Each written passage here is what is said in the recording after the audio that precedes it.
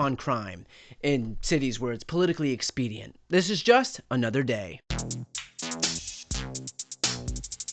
Ever since Donald Trump enacted his federal takeover of Washington, D.C., residents have expressed their displeasure in a myriad of ways.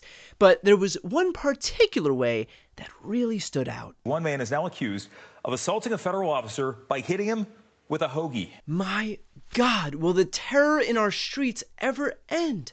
Well, after this incident, the Trump administration decided to drop the hammer on this hero.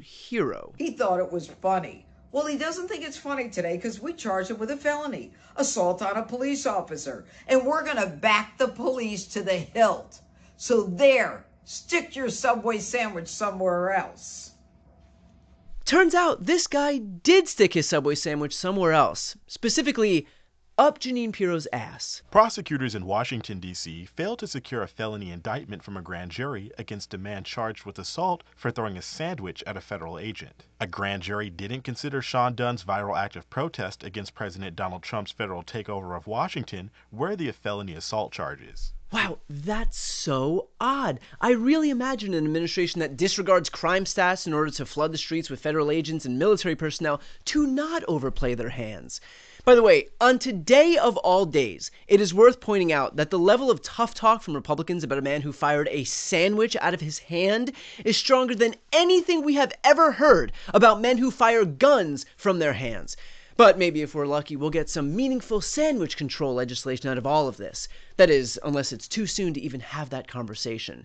And speaking of Republicans overplaying their hands, remember Alligator Alcatraz, Florida Governor Ron DeSantis' detention center in the Everglades? Well, it seems they may have gone a little too far with that one, too. And that breaking news tonight, a judge has ordered the so-called Alligator Alcatraz to be shut down in 60 days, barring any more new detainees from being transferred there. It is certainly a setback for the state and the federal government, this ruling that came down tonight. The judge issued her 82-page ruling just 3 hours before the deadline. And right now, the facility, according to her ruling, can remain open, but it is prohibiting any additional construction, and it is giving them 60 days to remove certain installations that were put there to support this project. Prohibiting additional construction. Those are Donald Trump's 3 least favorite words since that one time he heard a doctor say, "It's a boy."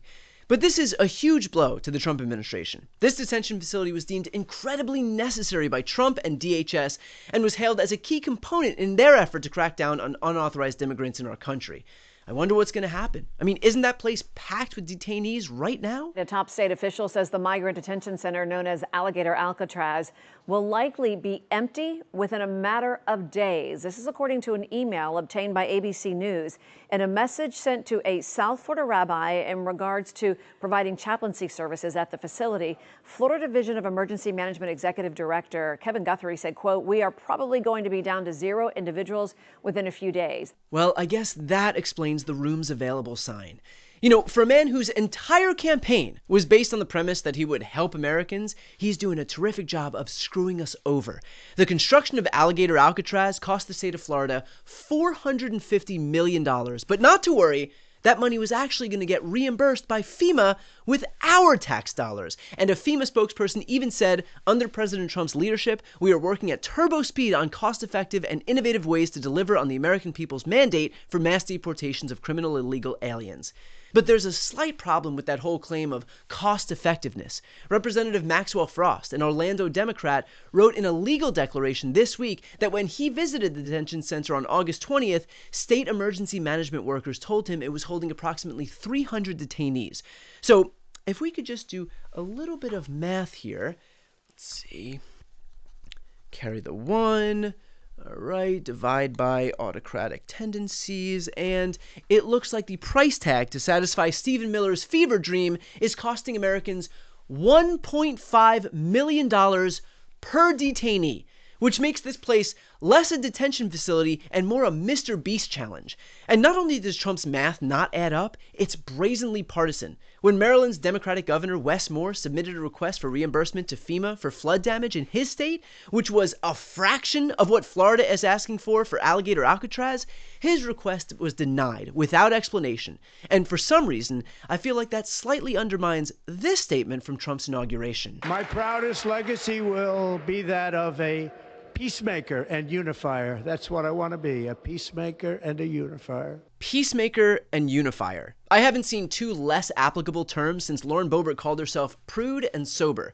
Donald Trump doesn't care about peace and unity, because if he did, he wouldn't be denying disaster relief to blue states, but approving it for red states. If Trump cared about peace and unity, he wouldn't be focusing all of his efforts on Democrat-led cities like Chicago and Los Angeles. He would focus on cities with the highest crime rates, which just so happen to be cities and states run by Republican governors. During the campaign, Trump promised to lower the cost of groceries, promised to lower the cost of housing, promised to lower the cost of healthcare, and promised that he'd never subject us to seeing his ankles if they somehow swelled up to an ungodly sight. Well, what do you know? His tariffs have raised the cost of groceries, and his legislation has kicked millions of people off of food assistance programs. He hasn't done a single thing to lower the cost of housing. Not only did healthcare not get cheaper, he kicked 17 million Americans off their health insurance. And lo and behold, now Donald Trump's ankles look like they're almost inflated enough to take part in the Macy's Day Parade.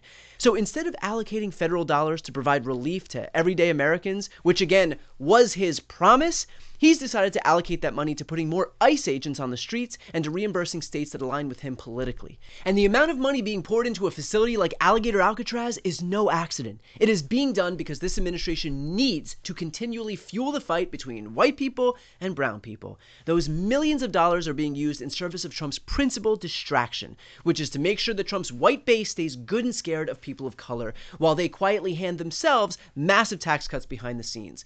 That's all Trump used his political capital on during his first term, and it was yet again his biggest legislative accomplishment this term. But he knows that so long as we're talking about crime and brown people and black people and how dangerous everybody is, then no one will pay attention to the people fucking all of us over at the top, the people who continue to consolidate more and more and more wealth while expecting us to be content with crumbs. The division in our country is the goal. It is to their benefit.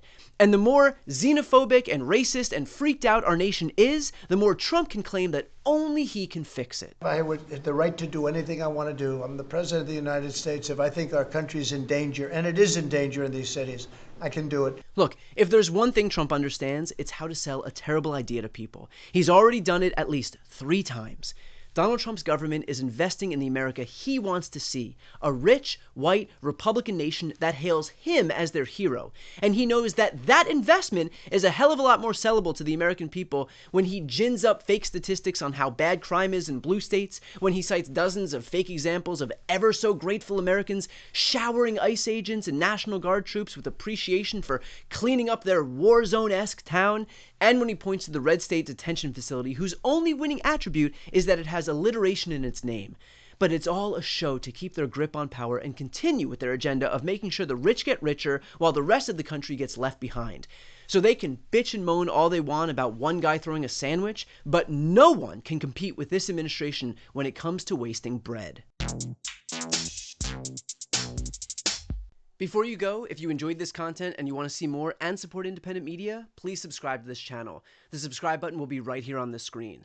But second, the reality is that we are now in a political environment where this administration can lean on any of the social media platforms to suppress certain voices if they don't like critical coverage. That means my longevity here is in the hands of a few tech billionaires who are already making it clear that they are willing to cater to this administration. To that end, signing up for my newsletter is a way for me to reach you directly if that ever becomes necessary. I'll put the link right here on the screen as well, so please sign up. It's free, but there's also an option to do a paid subscription if you'd like to